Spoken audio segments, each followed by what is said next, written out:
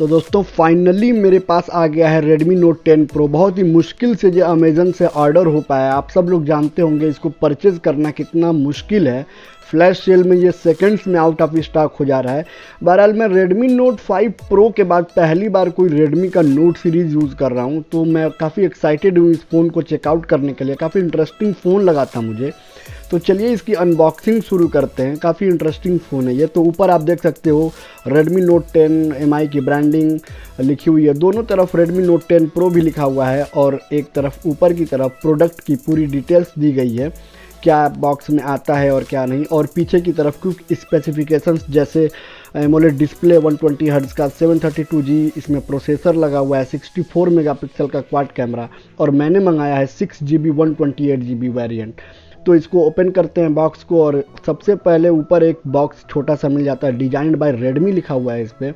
इसको ओपन करने पे हमें सिम इजेक्टर टूल और नीचे अंदर यूज़र मैनुअल और एक बैक केस मिल जाता है, जिसकी क्वालिटी काफ़ी अच्छी लग रही है। एक रगेड टाइप क्वालिटी दी गई है, तो मुझे काफ़ी पसंद आई इसकी क्वालिटी, कोई दिक्कत नहीं है।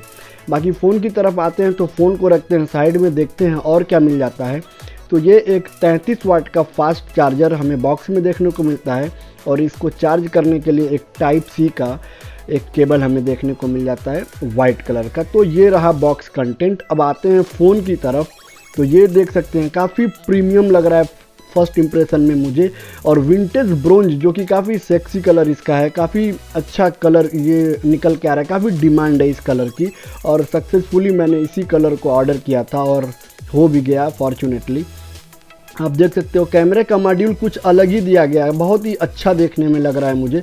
नीचे की तरफ टाइप सी पोर्ट और एक स्पीकर ग्रिल मिल जाता है, और ऊपर की तरफ भी एक स्पीकर ग्रिल और ये ऑडियो जैक और आपको IR ब्लास्टर भी मिल जाता है। एक तरफ SIM ejector tool, SIM ejector जो सिम डालने के लिए, और एक तरफ पावर बटन जो कि फिंगरप्रिंट स्कैनर भी है, और वॉल्यूम रॉकर हमें देखने को मिल जाता है। चलिए मैं आपको सिम का वो ट्रे निकाल के दिखा देता हूं। तो आप देख सकते हो यहाँ पे डुअल सिम के साथ साथ माइक्रो SD कार्ड स्लॉट भी दिया गया है।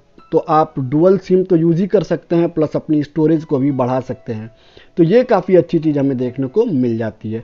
चलिए दोस्तों, मैं इस फ़ोन को एक बार रिबूट करके सेटअप कर लेता हूँ, और फिर आपको इसके बारे में कुछ इंटरनल चीज़ों के बारे में बताता हूँ। तो चलिए इसको रिबूट कर लेते हैं।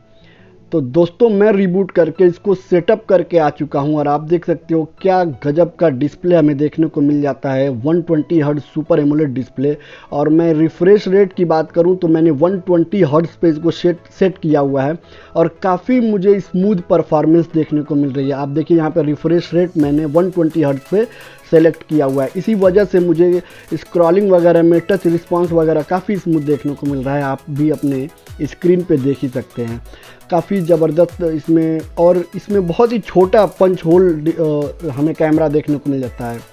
अभी तक इंडस्ट्री में सबसे छोटा पंच होल डिस्प्ले इसमें आता है, और MIUI 12 के साथ आता है। Android 11 out of the box हमें देखने को मिलता है।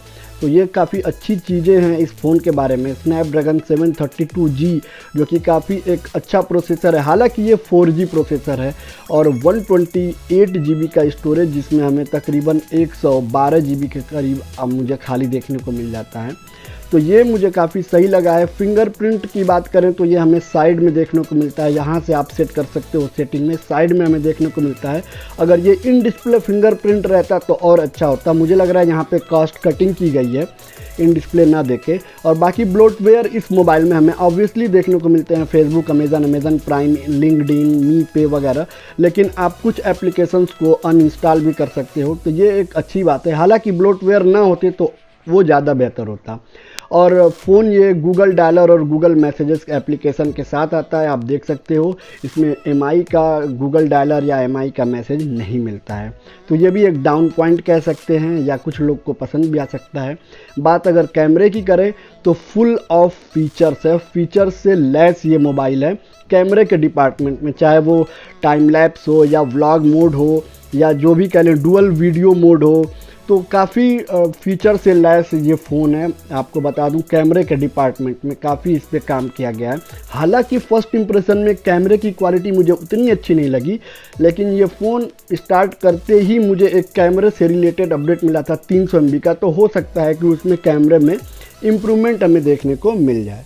तो ये रहा कैमरे की बात। और डिस्प्ले वगैरह आप देख सकते हो काफ़ी स्मूथ है, 120 हर्ट्ज सुपर एमोलेड डिस्प्ले के साथ ये फ़ोन आता है। डिस्प्ले और डिज़ाइन काफ़ी इसका ज़बरदस्त है, मुझे बहुत ही प्रीमियम लगा। ग्लास बैक के साथ है, कार्निंग गोरिल्ला ग्लास 5 की प्रोडक्शन हमें सामने की तरफ देखने को मिल जाता है। तो ये बहरहाल ये इस Redmi Note 10 Pro का अनबॉक्सिंग और एक फर्स्ट इम्प्रेशन था।